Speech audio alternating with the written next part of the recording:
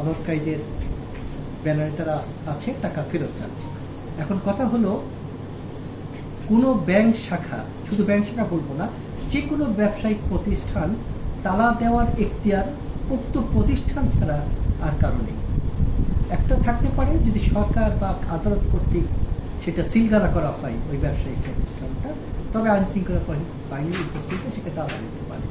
কিন্তু ব্যাংকগুলির ক্ষেত্রে এরকম কোনো নির্দেশনা নেই, আদালত কর্তৃক নেই, কেন্দ্রীয় ব্যাংকেরও নেই।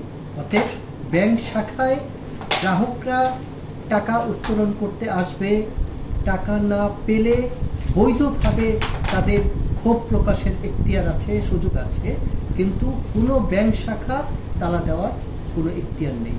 বিষয়টা কেন্দ্রীয় ব্যাংকের নজরে এসেছে।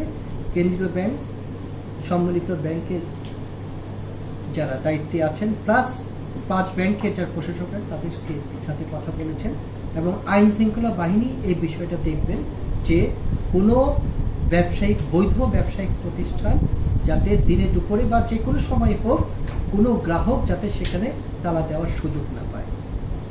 সেটা আজকে দেশের একটি অঞ্চলে হয়েছে, আগামীকাল হয়তো আরেকটি জায়গায় হবে।